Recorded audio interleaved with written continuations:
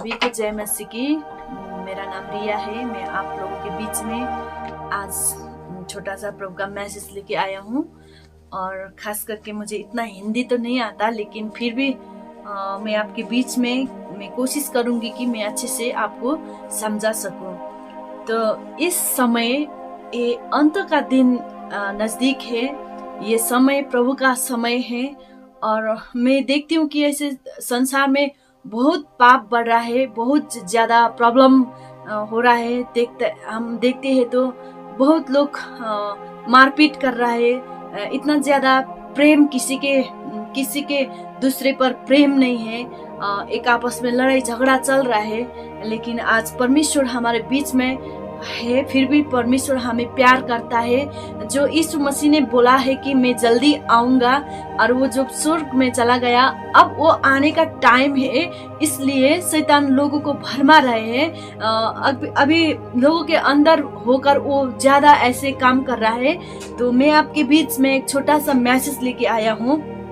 हम देखते हैं प्रकाशित वाक्य 21 के 6 से मैं पढ़ूंगी। यहाँ पे ऐसा लिखा है, फिर उसने मुझसे कहा, ये बात पूरी हो गई है। मैं अल्फा और ओमेगा, आदि और अंत हूँ। मैं प्यासे को जीवन के जल के सोते में से मैं पिलाऊंगा। जो जय पाएगा वही इन वस्तुओं का वारिस होगा, और मैं उनका परमेश्वर होऊंगा और वो मेरा पुत्र होगा। परंतु डरपोकों और अविश्वासियों और घिनौनों और हत्यारों और बेविचारों और टोनों और मूर्ति पूजकों और सब झूठों का भाग उस झील में होगा जो आग और गंधक से जलती रहती है। वो दूसरी मृत्यु है। सच में यहाँ पे परमेश्वर ने लिखा है कि अभी इस समय में मैं देख रही थी एक न्यूज में, जो मेरा प्रोफेट बजिंद्र सिंह मेरा स्पिरिचुअल फादर है। मैं उनको बहुत प्यार करती हूँ। वहाँ पे मैं अपने 2023 में लोग बड़ी बड़ी बातें बोल रहे थे वहाँ उनके विषय में। मैं मेरा हस्बैंड, मेरा फैमिली, मेरा भाई भी हम लोग वहाँ पे गया था क्रिसमस पर। और वहाँ पे हमने देखा बहुत बीमार चंगे हो रहा था। बहुत परमेश्वर का बड़े बड़े काम वहाँ पे हो रहा था। हम लोगों ने भी यीशु मसीह को वहाँ पे महसूस किया, और वहाँ पे परमेश्वर प्रभु यीशु का बहुत शक्तिशाली उपस्थिति रहता है। वो अच्छा परमेश्वर का दास है। अभी मैं न्यूज में देख रही थी उनके बारे में, इतने लोग बुरे बुरे वीडियो बना रहे, उनके खिलाफ केस डाल रहा है। लेकिन मैं कहती हूँ वो परमेश्वर का अच्छा दास है। अभी ये अंत्य के दिन है, इसलिए ऐसे घटना हो रहा है। अभी शैतान भी लोगों के अंदर होके परमेश्वर के जन को विरोध कर रहा है। सिर्फ भारत में प्रोफेट बजिंद्र सिंह को नहीं, अभी हर किसी का भी विरोध में ऐसा चल रहा है, क्योंकि ये होना जरूरी है। ये वचन में लिखा है।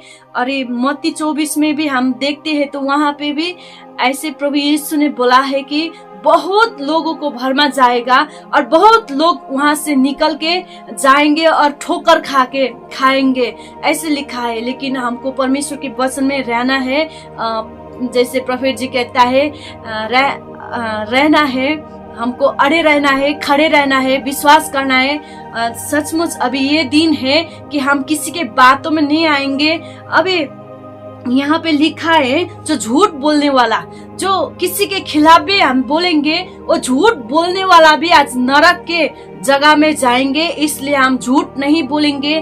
और परमेश्वर के अभी मैं देखती हूँ कि लोग ऐसे एक दूसरे के बारे में, विश्वासियों भी एक दूसरे के बारे में खिलाफ में जा रहे हैं। हम लोग राजनीतिक में नहीं है, हम लोग परमेश्वर के प्रेम में आया है। परमेश्वर ने हमको चुना है, परमेश्वर ने हमको प्रेम किया है, क्योंकि हम भी दूसरों को प्रेम करने के लिए है। अभी हम किसी का न्याय नहीं कर सकता, क्योंकि न्याय करने वाला तो खुदा यीशु मसीह है। इसलिए मेरा प्रिय भाई और बहनों, में यही मैसेज देना चाहती हूँ कि हम एक दूसरे को क्षमा करना चाहिए। हम लोगों को किसी की बातों में हम नहीं आएंगे और किसी का बुरा भी हम लोग नहीं करेंगे।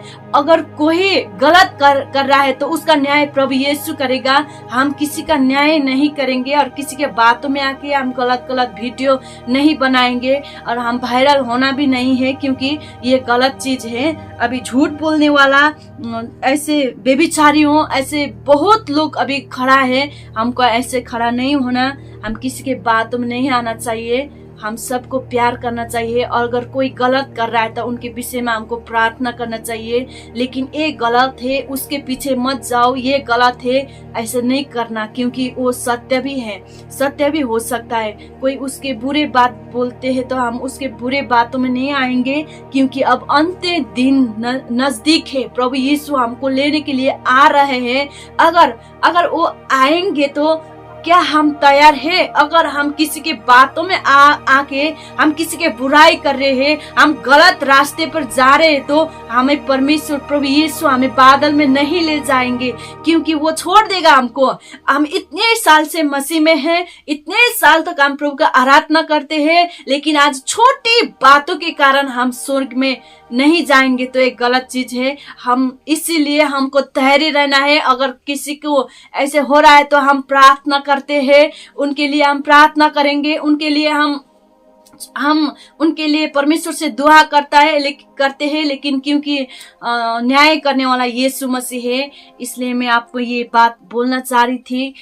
मेरे को इतना हिंदी नहीं आता है, लेकिन फिर भी मैं नेपाली हूँ, फिर भी मैं आप लोगों के बीच में ऐसे मैसेज छोटा सा लेके आ रही हूँ। प्लीज आप लोग सभी को प्यार करें, सभी के लिए प्रार्थना करें और किसी के बारे में बुराई मत करिए, किसी के खिलाफ में नहीं जाइए, क्योंकि हमारे अंदर छोटा सा भी गलत बात है, हम किसी के बारे में बुराई सोचते हैं, बोलते हैं, किसी के खिलाफ हम जाएंगे, हम झूठ बोलेंगे, हम लोभ करते हैं, ऐसे हम घमंडी होते हैं, ऐसे कुछ भी करते हैं, तो प्रभु यीशु हमसे काम नहीं करता, क्योंकि वो हमको उस दिन में छोड़ देंगे, उस दिन में छोड़ देंगे, वो हमको नहीं ले जाएंगे। अभी रैप्चर का समय है, संसार में बहुत ज्यादा बीमार, वायरस, सब कुछ हो रहा है। हम देख रहे थे प्रोफेट बजेंद्र सिंह, वहाँ वो भविष्य वक्ता, और वहाँ वो जो भी बोल रहा था वो सब कुछ पूरा हो रहा है। उन्होंने 2022-23 से वो अंतिम दिन के विषय में भी